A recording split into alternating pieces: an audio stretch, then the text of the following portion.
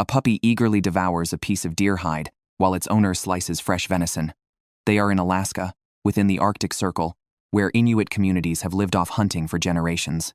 Agnes and her husband Chip, a Caucasian, raise their 7 children in a self-sufficient lifestyle. Today, the girls received a letter confirming Agnes's ownership of land inherited from her mother, who received it from her own mother.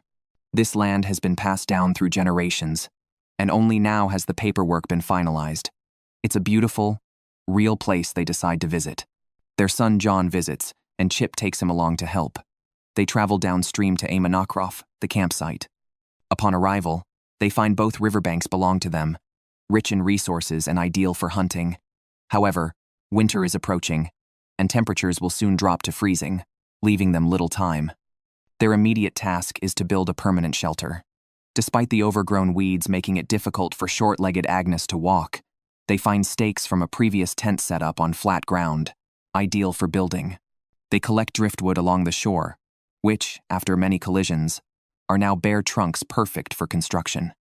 They return to camp with the wood, first clearing the ground with a chainsaw, then digging holes for foundations.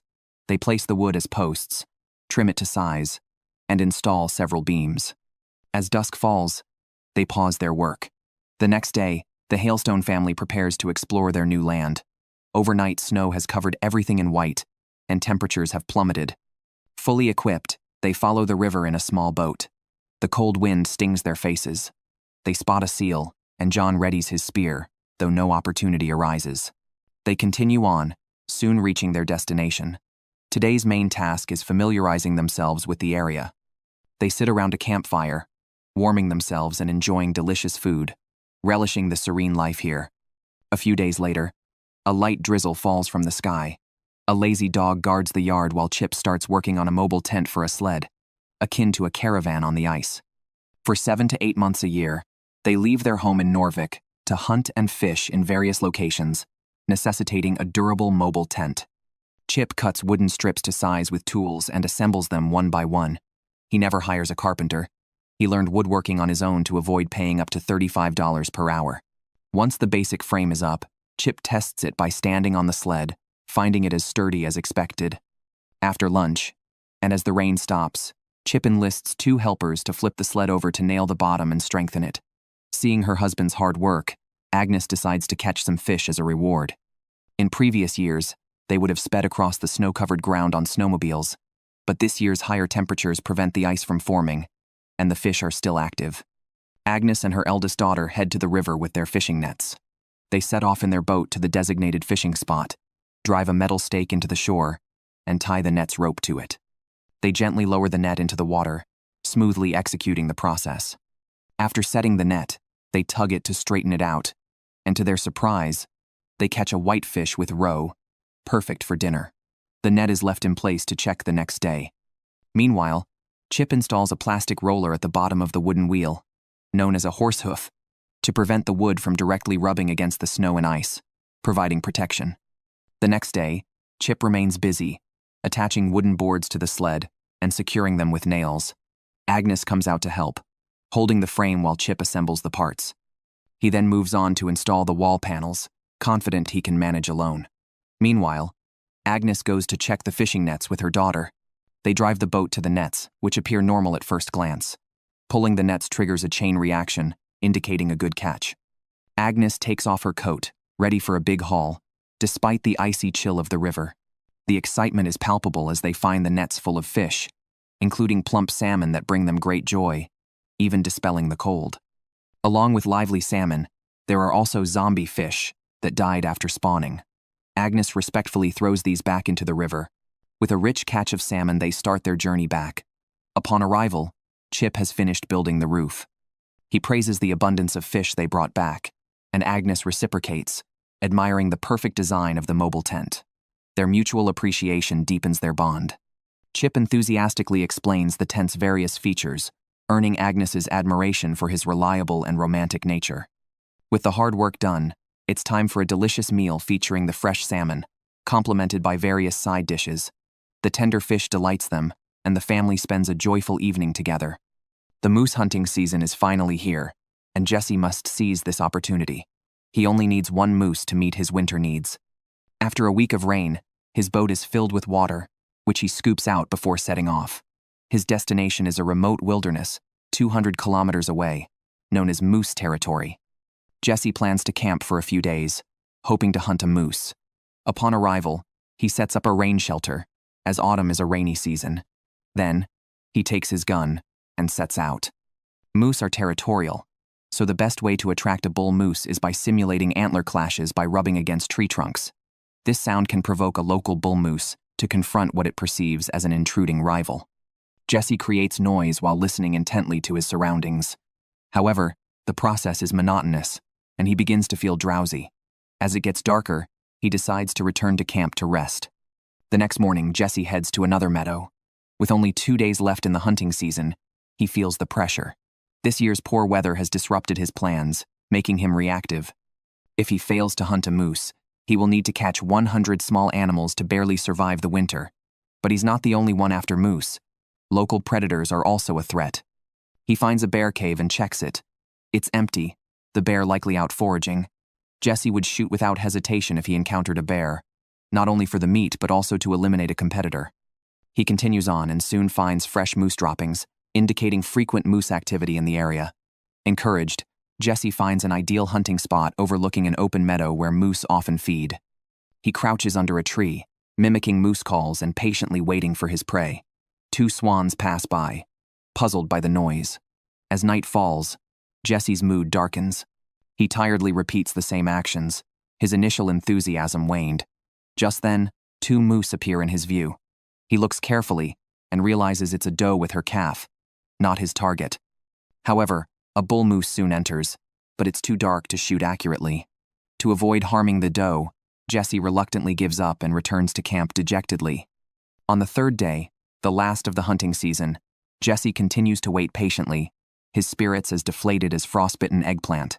Despite his low energy, fortune favors the diligent, and the 2 moose from yesterday reappear.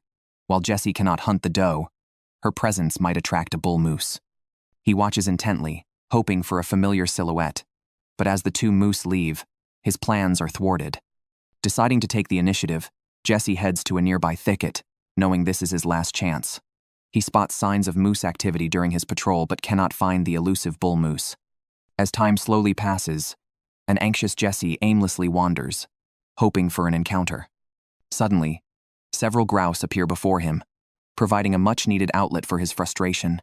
He shoots and successfully hits a grouse. Jesse promptly processes it, discarding the innards while keeping the tasty breast meat and organs.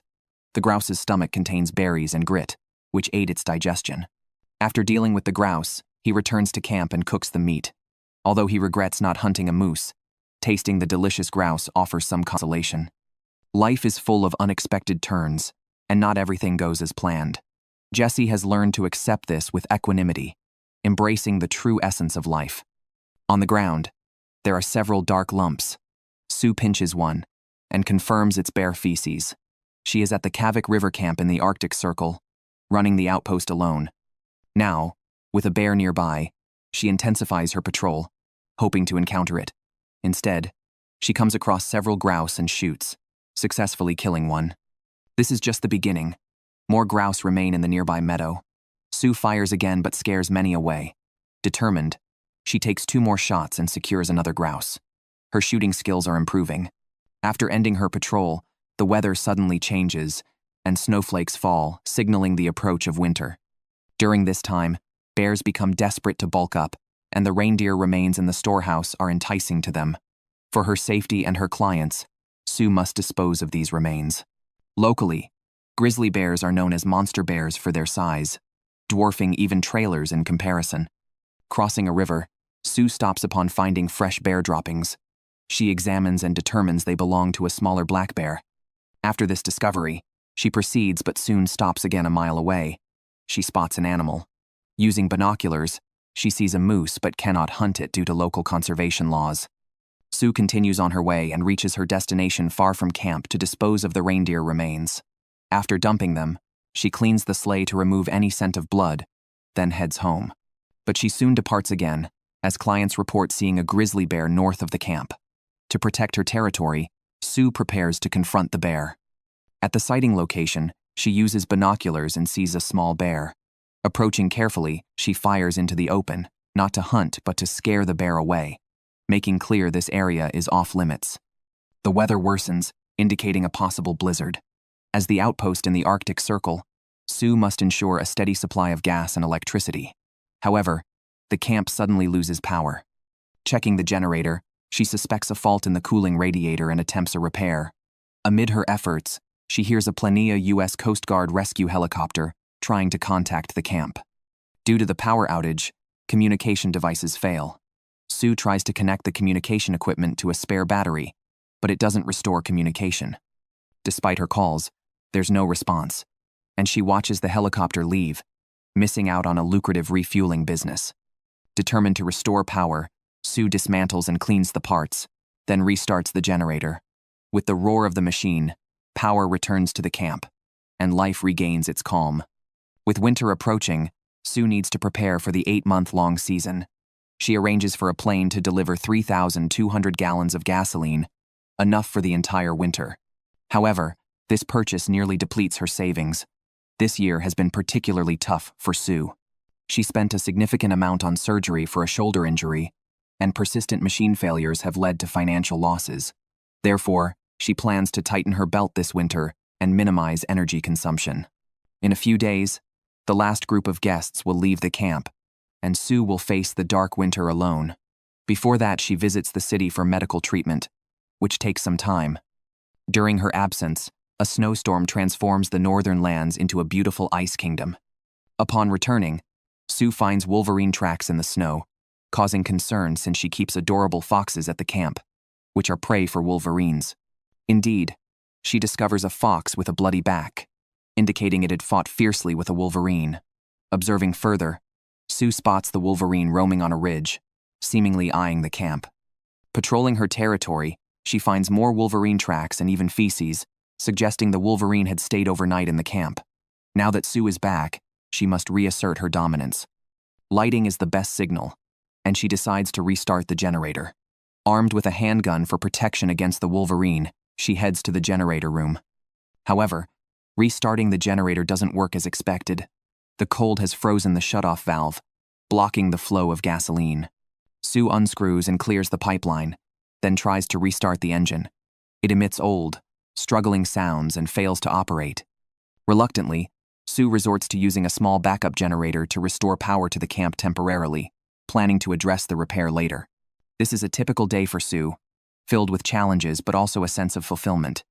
Scattered on the snow are several pieces of deer meat. A man spreads out a tarp and picks up a particularly heavy piece of meat. It is the moose's pelvis, bearing tenderloin and backstrap meat, the most delicious parts of the deer. This story unfolds in Alaska, within the Arctic Circle, and begins a few days earlier. With the arrival of the first winter snow, the hunting season officially begins. Glenn must hunt a moose to survive the long, dark winter. He has been preparing since autumn and is now ready to act. Before setting out, he ensures he is in top physical and mental condition. Winter walking, an excellent exercise, helps strengthen Glenn. The next day, he packs his backpack and takes a rifle to the moose's known territory. Despite his light clothing, the brisk walk keeps him warm. Soon, he spots fresh moose tracks. However, with their long legs, moose can quickly cover great distances. Glenn decides to climb a nearby hill for a better view, hoping to spot the moose. Since he lacks modern transportation, he must consider the distance in his hunting strategy. If the moose runs too far, bringing the meat home will be difficult. He mimics the call of a female moose, hoping to attract a male. After waiting a while without success, he concludes that either the male moose has left the area or is uninterested in the call. Glenn refuses to give up and rubs antlers against a tree trunk, trying to provoke any local male moose. This tactic works, and a male moose suddenly appears, staring at him angrily from across the hill, eyes filled with confusion. Glenn intensifies his performance, trying to lure the moose closer. However, the moose is cautious and does not move. Glenn pulls out his gun, determined to act, but the cold weather has frozen the gun's bolt. By the time he fixes it, the moose has turned and run, leaving Glenn alone in the swirling wind. He calls out to the moose, trying to stop it from leaving, but the moose continues to run further away, eventually disappearing entirely. Today's hunt ends here, Glenn packs up his dismal mood and heads home to rest. The next day, before dawn, Glenn set out in a heavy snowfall, which made hunting more difficult. He felt helpless, his shouts weak and ineffective. All he could do was widen his search area in hopes of encountering a moose. After hours, he found nothing. Just as he was about to give up, he heard a moose call in the distance. Listening carefully, he determined it was a female moose. Although not his target, where there's a male is likely to follow. Following the sound, he found tracks and followed them to the moose in the woods. Local laws require to wait for a male to appear. To attract a rival, he waved antlers and mimicked a male moose call, but no rival appeared. As the moose moved away from the lake, even if he hunted a male later, it would be difficult to transport it back. He returned to the lake to search for other moose. On the 5th day of hunting, with no success and the lake beginning to freeze, Glenn, mimicking moose behaviors and calls, finally found fresh moose tracks from earlier that morning. Judging by the size, it was a large male, his target. By nightfall, after relentless tracking, he found and shot the moose. Overjoyed after 5 days and about 50 kilometers, he got 6 months' worth of meat, worth the effort. Glenn built a fire to quickly process the moose, as the organs would spoil if not removed promptly. After a long, tedious process, it was midnight. He needed to rest but had to be cautious of bears, wolves, and wolverines that might discover the meat, risking his hard work. The next morning, Glenn set out with his sled. As he neared his destination, he listened carefully for any signs of wild animals to avoid ambushes. From the mountaintop, he checked for safety. Once it seemed safe, he laid a tarp on the ground and placed the heaviest meat on it before setting off back home. However, on the downhill, the sled almost lost control due to its weight, startling Glenn. He flipped the sled over and wrapped it with rope to increase friction. Though more effort was needed to pull, it was safer. Eventually, he arrived home safely, transferred the meat to a rack, and prepared to transport 7 more blocks like this. After a busy day, he managed to bring all parts home before dark. Now, all he wanted was a good sleep. The next day, Glenn planned to place the meat on a platform 5 meters off the ground to protect it from wild animals. Climbing up with a heavy deer leg on his back was challenging. Due to the weight, he couldn't place all the meat on the platform and had to hang some on a nearby rack. He took small pulleys from his backpack and assembled a lifting system to easily raise the heavy meat. To install the pulleys at the top of the rack, he had to climb up, a risky move. Carefully, he set up the pulley system and used it to hang the meat pieces one by one. After the work, he sighed with relief. This winter, he had enough food. That evening, he decided to treat himself. He added more wood to the fireplace for a stronger fire, cut a venison steak from the back, and gently removed any remaining hair with a knife. Not minding if it wasn't perfectly clean, he didn't want to waste any fat, a precious commodity in the Arctic. After half an hour, the delicious steak was ready. Glenn cut a small piece, savored it in his mouth, and found the meat tender and juicy, perfectly satisfying. The taste was so delightful that it made all his efforts worthwhile. Tonight, he would enjoy a grand feast of this delicious meal. Do you know how to catch rabbits in winter? Chip and his daughter Carol prepared to collect slender willows to personally teach her rabbit trapping skills. Every year at this time, they catch some rabbits to satisfy their cravings. First, they bend the willow after grabbing it and use a tool to break it carefully to avoid getting hit in the eye. Chip accidentally did get hit and tears streamed down his face. He vented his frustration on the willow branches. Soon, they had enough willows. Next, they began making traps. With a blizzard raging outside and the weather getting colder, the snow piled up. Rabbits then follow set paths, making it the perfect time to set traps. Chip showed Carol how to wrap wire around the willow twice to ensure it stays put. Then form a loop that tightens when a rabbit struggles, eventually suffocating it. Carol paid close attention, knowing these skills would be essential for her future. They made 35 traps in total and waited for the storm to clear. The next day, under clear skies and with Agnes's blessings, Chip and Carol set out. The bush, washed by the snowstorm, was covered in a blanket of snow, looking enchantingly beautiful. They stopped their vehicle and started looking for traces of snowshoe hairs, which have large footpads leaving clear prints in the snow, making them easy to find. They set traps along the rabbits' paths with guide sticks to ensure the animals would enter the traps. The traps were set a certain height off the ground to catch the rabbits by the head. Using the same method, They set many traps along the paths. Then, they went home to wait. The next day, eager to check the traps, they hoped for a catch before foxes could steal them. Unfortunately, the first trap was empty, but the second one brought a surprise. A rabbit caught by the foot was still alive, indicating a problem with the trap setting. Chip quickly euthanized the rabbit. They continued checking the traps, only to be disappointed by the next one, which a fox had tampered with, eating the rabbit and leaving behind a bloody scene. They quickly checked the remaining traps and found another rabbit, this one suffocated and frozen solid. They caught 2 rabbits total, enough for a nice dinner. Agnes took out 2 deliciously roasted rabbits from the oven, golden brown and fragrant, stimulating everyone's appetite. She also prepared a large bowl of shredded carrot and cabbage, along with raisins and apples, to balance the richness of the meat. They all enjoyed the tender rabbit meat, easily tearing it apart, every bite delightfully satisfying. This is the charm of wild rabbit. A few days later, a blizzard swept through, and the puppy shivered in the snow. Chip braved the storm to find a wooden pole. He wanted to make a handle for an ice chisel. He started stripping the pole to make it smooth. This was not just a tool but a lifesaver. Since the ice on the river thickened unevenly, some areas remained thin. Chip needed to test the ice thickness as he cautiously advanced. If he fell into the river, placing the pole horizontally could save his life. He valued it highly, smoothing it and carving a notch at the front to attach a spearhead, which he secured with rope. A strong ice chisel was ready. The next day, after the blizzard stopped, Agnes chopped some frozen fish to use as bait to fish for a type of carnivorous freshwater fish called titotalik, known for its delicious flavor unlike their usual fish. They walked to the river where the ice chisel came into use.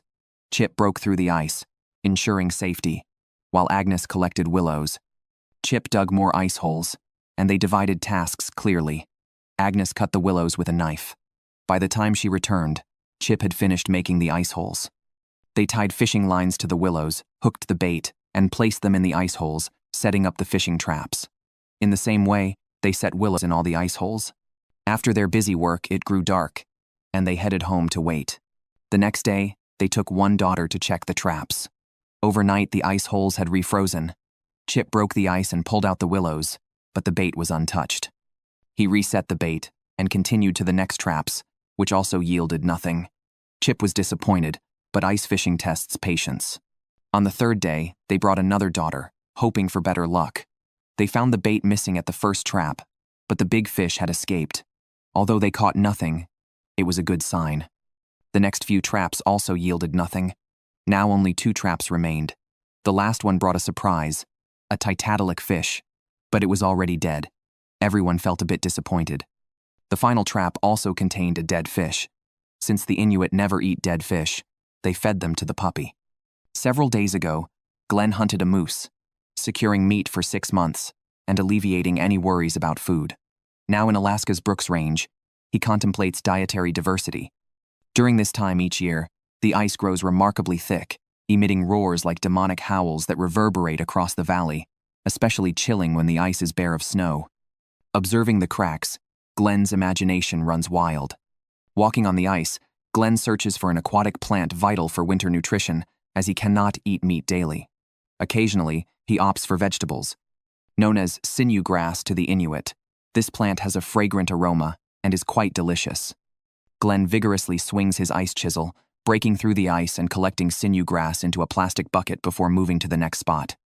As he walks, listening to nature, Glenn feels an intense connection with the wilderness, enjoying this lifestyle. However, some areas of the ice are not fully frozen, requiring extra caution. Falling through could be dangerous. Above, an owl basks in the sunlight, curiously watching Glenn, who notices bare tracks and feels a quickening heartbeat. Judging by the prints, a large brown bear recently passed by. On high alert, Glenn continues his search for sinew grass. Suddenly, he hears a noise from behind and discovers tracks in the snow belonging to a wolverine, a scavenger indicating a nearby animal carcass. As the master of this territory, Glenn feels obliged to investigate, knowing that opportunities for meat are scarce in this barren range. If he can locate the kill site promptly, he might scavenge some food. Venturing deeper, he spots moose tracks and glimpses what seems like a wolf darting through the trees. Wolves, cunning and ferocious, appear and disappear like ghosts. Glenn suspects a wolf pack hunted the moose, attracting the wolverine. As dusk falls, he decides against risking further exploration to avoid encirclement by wolves, and he begins his journey back. On the third day, Glenn started his day with some mundane tasks, first repairing his sled, which had been in use for 3 years and had several damages. He lit an oil lamp to soften the plastic with heat. After waiting for a while, he used pliers to reshape the plastic. He then drilled holes around the edges of the cracks and secured them with rope, thus completing the sled repair. Next, he needed to transport some firewood. In winter, the stove must operate 24 hours a day, significantly increasing the consumption of firewood. Every few days, he has to chop wood. Once the fire was going strong, he planned to repair the roof, as the eaves were burdened with a lot of snow and some areas had even iced over. The roof used to be well insulated, but ever since a bear damaged the insulation layer, Glenn has had to regularly clear the snow. After all the hard work, he was sweating profusely and decided to take a bath. He boiled a pot of hot water, went out into the yard, and bathed naked in the snow. The intense contrast between the hot water and the cold environment was exhilarating, a charm of wilderness survival. Here he didn't need to think too much. As long as he was happy, that was what mattered. Although Glenn had plenty of meat in storage, more food was always better, and reindeer were the best game. They roamed Alaska in herds. As a top hunter, Glenn could determine the direction of prey from their tracks. Now he had found a set of tracks, but they were not from a reindeer. Upon closer inspection, he realized this animal was dragging its body, with its toes lower than its heels, a distinct feature that led him to realize it was a porcupine. Porcupines were a rare delicacy, and just the thought of them made Glenn's mouth water. He quickened his pace, driven by a sense of urgency, as if possessed by hunger, because he knew resources were scarce in the wilderness. Missing this porcupine might mean not encountering another for a long time. After tracking the prints for half a day, they became clearer. Glenn didn't hesitate. He started running. Porcupines often nested in trees, especially when threatened. Sure enough, after passing through a thicket, Glenn saw the porcupine hiding in a large tree, thinking itself perfectly concealed, though its back end was still sticking out, fluttering in the wind. Glenn glanced at it and put away his shotgun, which was intended for larger game. Using it on a porcupine seemed like overkill. Instead, he took out a handsaw and began to saw the tree. The intense shaking dizzied the porcupine, and before it could react, the tree crashed down, and the porcupine tumbled to the ground. Before it could recover, a large stick, covered in spikes, true to the porcupine's nature even in death, came crashing down, ending its life. Now, Glenn was in for a treat. The porcupine's meat, with its layers of fat and lean, was a rare delicacy in the Arctic Circle, where most prey lacked fat, and the dry, lean meat could hardly satisfy a craving. Only fatty meat truly had soul. Glenn couldn't wait. After cleaning the porcupine, he started his journey back home. Holding the chunk of succulent pork, he was all smiles. He loved fat, a luxury in the cold Arctic Circle, and today he could indulge. He cut off a front and a back leg, put them in a pot to cook, and after a while, a delicious aroma wafted through the air. It was a full moon night, and Glenn decided to have an outdoor dinner. He took a bite of the meat, and a rich aroma filled his mouth, tinged with a hint of spruce, a flavor from the porcupine's diet of spruce bark. Glenn devoured his meal, thoroughly satisfied with his dinner. At dawn by the Nenana River in Alaska, Jesse was awakened by the barking of dogs, with no chance to sleep in. His yard housed dozens of sled dogs eagerly waiting to be fed. After eating and drinking, today's main task awaited them: collecting firewood and training the sled dogs. The selected puppies were exceptionally excited, as they were natural athletes. At Jesse's command, they burst out barking and rushed into the forest. There, a large lake surrounded by many dry woods awaited them. Initially, everything went smoothly, but trouble arose when they reached a river covered in thick snow. Despite the dogs' desperate pulling, progress was extremely difficult. After much effort, they safely crossed the river. Although the puppies were panting heavily, they continued on and eventually reached their destination. Jesse took out his chainsaw and began cutting dry spruce trees. After a few hours, he had collected a large amount of firewood, loaded it onto the sled, and began the journey back home. Upon arriving, he first prepared dinner for the puppies. Today, the sled's handle had broken during transport, and he needed to repair it. Fortunately, there were spare parts in the storage. Surviving in the wilderness required carpentry skills. After some work, the sled was repaired, even more robust than before. Jesse dragged it inside to protect it from the cold night.